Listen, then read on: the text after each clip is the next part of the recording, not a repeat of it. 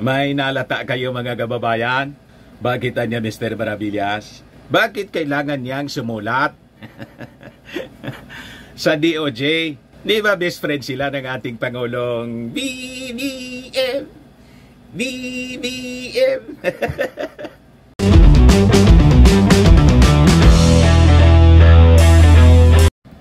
Panic mode na rin yata mga kababayan si Inday. Bakit niya Mr. Maravillas? Sumulat na po sa DOJ sa issue ng ICC. Baka kasi kalad ka rin na po yung tatay niya. Yan kasi mga kababayan. Sabi niya, come. Ayon, di come.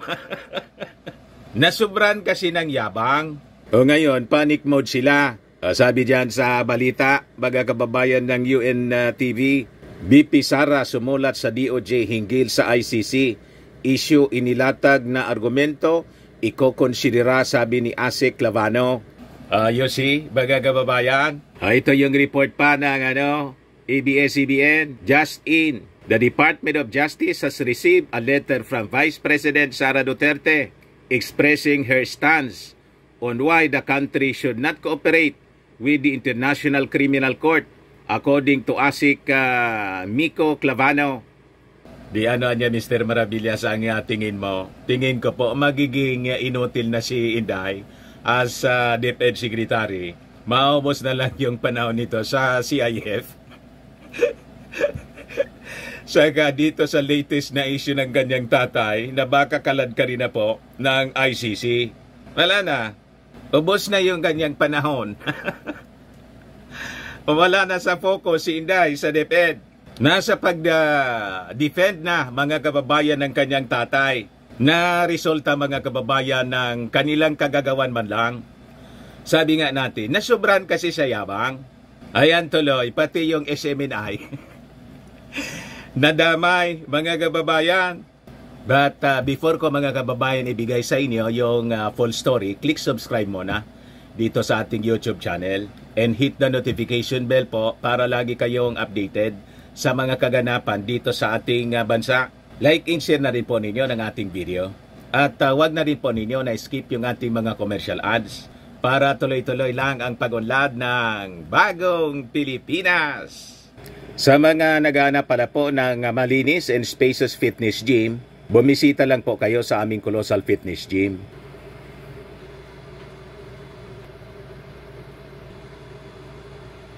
We also offer grab car rental po with our brand new 2023 model ng Toyota Innova.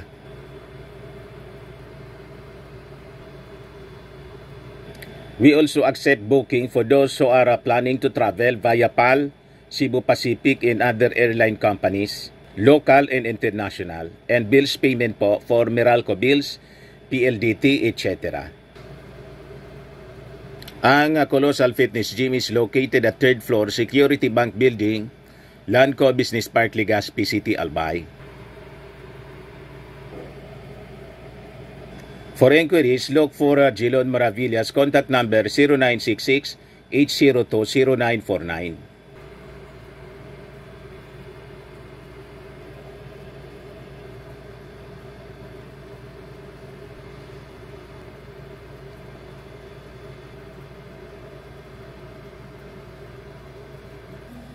Ayos na Mr. Maravillas.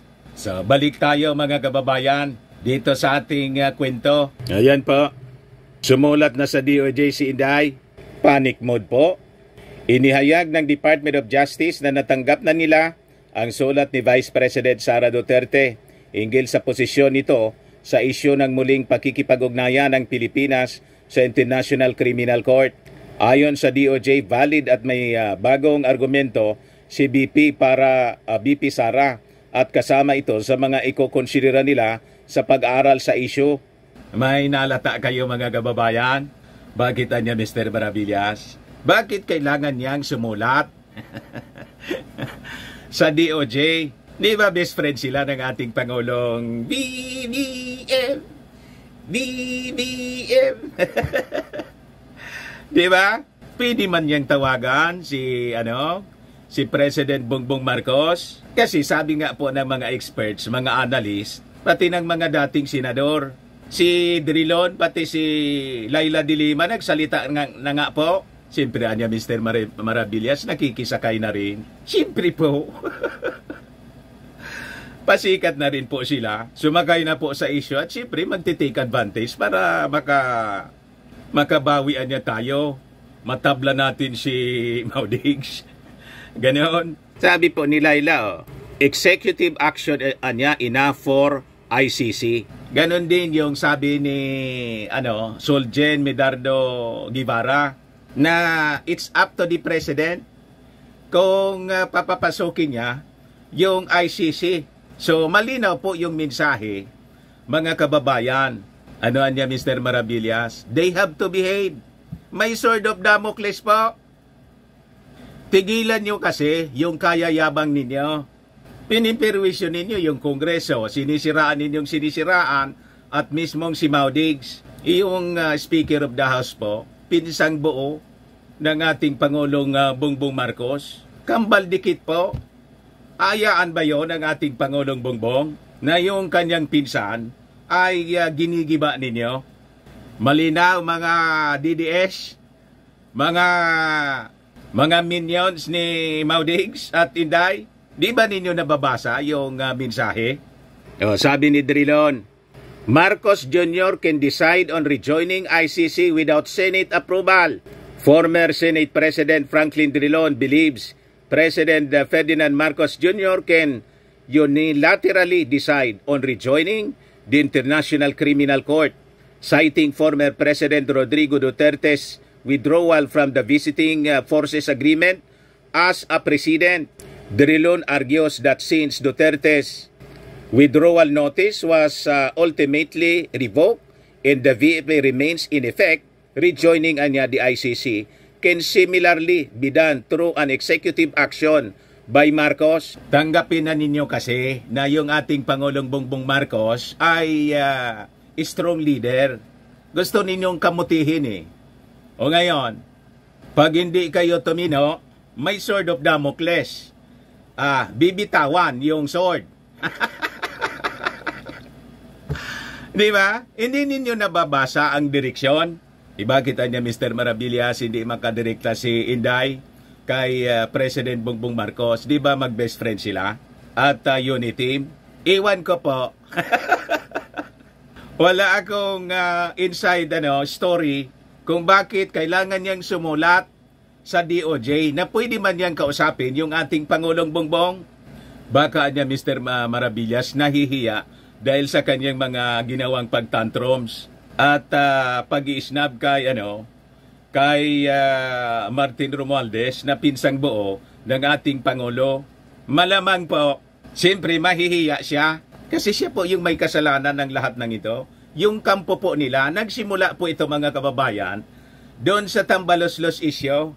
Nag-attempt ang kampo ni Hilo Garci na best friend ni Inday, yung The Platters po, member ng The Platters, gustong ikodita si Martin Romualdez. So doon nagsimula ito mga kababayan. Ipagkinodita po si Martin Romualdez at stake po yung mismong presidency. Di ba? Pag nangyari yon, hinayaan mga kababayan, malamang may mag-file ng impeachment against the president. At pag na-impeach yung presidente, tingin ninyo, sino po ang beneficiary? Nagets ninyo mga kababayan? Kaya siyempre, kahit man po ako yung Pangulong Bongbong, hindi ko po ayaan ang ganitong mga paglalaro, nitong mga sinasabing kayo ni team niya. Kayo ni team, pagkatapos may daradalang punyal, sinasaksak yung kayo. Di ba? At lalong lumala mga kababayan sa issue ng confidential funds. At because of that, tingnan ninyo yung issue ng ICC. Nagresolusyon tuloy yung Congress. Bakit nagresolusyon yung Congress? Inaliposta po ni Maudigs. Siniraan ang siniraan gamit yung kanyang istasyon at yung dalawang broadcaster na hindi man pala po KBP accredited. Ginawa nilang attack dog. Nag-fake news. Ayun. malamang mga kababayan matulad sa ABS-CBN, yung SMNI, ang lahat ng ito mga kababayan, kagagawa nila, nasobrahan kasi siya sa yabang. Bakit po? Ang advisors nila pa, no? Ang advisor nila kasi po, si Kibbs, yung nagkiklaim po na mayari ng mundo. Pero tingnan ninyo po ito nga balita dito sa GMA. Maganda ito po. Balance po. Sabi rito, sabi ng DOJ, BP Sara's points versus ICC, pro very valid. Kita ninyo? Validoan niya. According to Clavano, the letter was full of legal discussions and arguments on why the ICC, which is seeking to investigate the administration of then President Rodrigo Duterte's war on drugs, should not be allowed to enter the country. Just for the records niya, yung mga arguments po niya ay very valid. Kagaya ng jurisdiction, yung complementary issues, the mechanism by which we will hold people accountable. For example, the rules of evidence. Hindi naman parehas ang rules of evidence natin dito doon sa rules of evidence ng ICC. Doon niya wala namang double jeopardy. Pero kung pumasok ang dayuhan dito at binigay natin sa kanila yung poder na investigate and to undergo a completely different legal regime, ayaw din naman nating masubject yung kahit sino mga Filipino sa proseso na yon. Ipapasok natin yan sa ating consideration sa pag-aral ng ICC and its possible return or possible membership. This will be among our considerations in our study, the possible return to the ICC. What? Nagets ninyo mga kababayan ang ibig sabihin? So sabi dyan mga kababayan, amid renewed calls from House lawmakers and Senator Risa Ontiveros on cooperation with the ICC, Vice President Duterte on Monday said that she would insist to the DOJ that the Philippine government should not cooperate with the international body. Clavano meanwhile said he was unaware if Justice Secretary Jesus Crispin Remulla had spoken with President Ferdinand Bongbong Marcos Jr. Siyempre, tungkol sa isyong ito mga kababayan. Pero sabi nga natin, forever BFF yung touring ng ating Pangulong Bongbong Marcos kay Inday. Di ba yun ang sinabi ng ating Pangulong Bongbong? Bakit hindi niya tawagan? Nahihiya ba siya dahil sa kagagawa ng kanyang tatay? Di ba? Ang punot dulo ng kanilang problema, sila mismo. Siya, si Inday, at ang kanyang tatay.